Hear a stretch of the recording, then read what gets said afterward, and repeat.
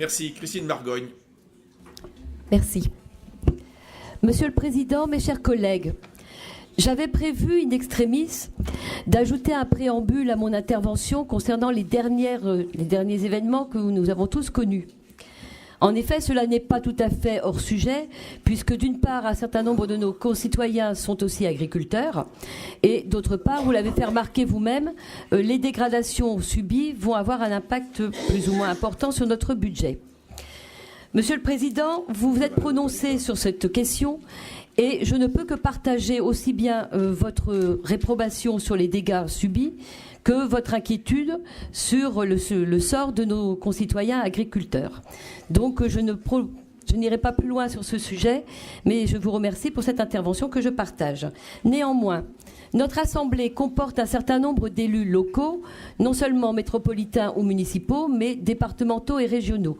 Je n'ai aucun doute là-dessus, mais je suppose que vous allez tout faire pour aller au secours de nos agriculteurs et intervenir à ce niveau. Donc nous serons vigilants sur la suite des événements.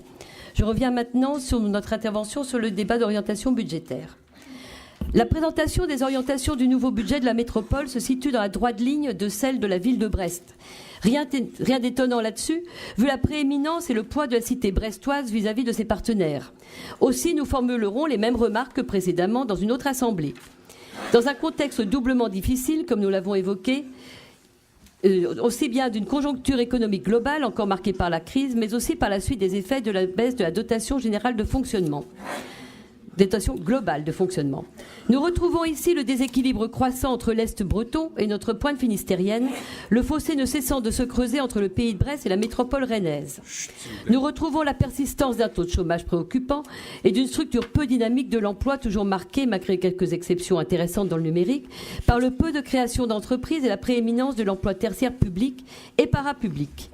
Dans le document présenté aujourd'hui, nous saluons certaines mesures en faveur de l'économie, notamment sur le développement portuaire et la recherche. Nous suivrons bien entendu de près leur déroulement et leurs effets espérés ainsi qu'attendus, et la réalisation de ceux-ci. Au niveau budgétaire, la baisse de la dotation globale de fonctionnement continue de produire ses effets, avec une nouvelle coupe totale de 5,6 millions d'euros. Nous ne reviendrons pas plus longtemps sur la future architecture de la DGF qui ne donnera aucune visibilité sur l'avenir, si ce n'est que nous devrons donc probablement maintenir longtemps les efforts. À ce sujet, comme pour Brestville, nous rappellerons que la baisse continue de la population ne sera pas de nature à améliorer le produit de cette DGF. Et pourtant, ici aussi, notre métropole compte sur une augmentation naturelle du produit de la fiscalité locale pour augmenter ses ressources.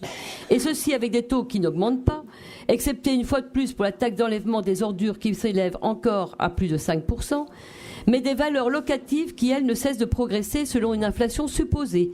Contrairement au prix réel de l'immobilier, ce qui nous l'avons déjà fait remarquer précédemment, n'est pas non plus un indicateur de dynamisme pour notre métropole. La progression finale de cette fiscalité locale reste certes modérée, mais la place encore à des niveaux relativement élevés qui ne sont pas de nature à attirer les jeunes familles sur la métropole, familles dont nous avons bien besoin. Concernant les prévisions de la réalisation de l'exercice 2015, nous retrouvons les mêmes intentions de rigueur affichées que pour la ville de Brest. Nous ne pouvons que saluer le desserrement de l'effet de ciseaux et le maintien de la capacité d'épargne. Embellie que nous craignons malheureusement éphémère, car les orientations budgétaires pour 2016 et les perspectives ultérieures prévoient une dégradation de la situation financière de la métropole. Dans ce contexte, nous demeurerons vigilants sur l'utilisation des deniers publics, tant sur la pertinence et l'utilité des investissements lourds que sur la gestion des dépenses de fonctionnement. Frais de personnel qui progressent plus lentement, mais qui progressent quand même, surtout lorsque l'on fait le total des emplois en ajoutant les organismes extérieurs. Comme d'autres dépenses contraintes, notamment les subventions à la compagnie de transport urbain, qui en constituent plus de 40%. L'arrivée prochaine du téléphérique ne sera probablement pas de nature à réduire ce poste. Conformément à leurs engagements, les élus du groupe Brest Alternative soutiendront tout ce qui sera favorable au développement et au dynamisme de notre métropole et demeureront très vigilants sur l'utilisation des deniers publics. Je vous remercie.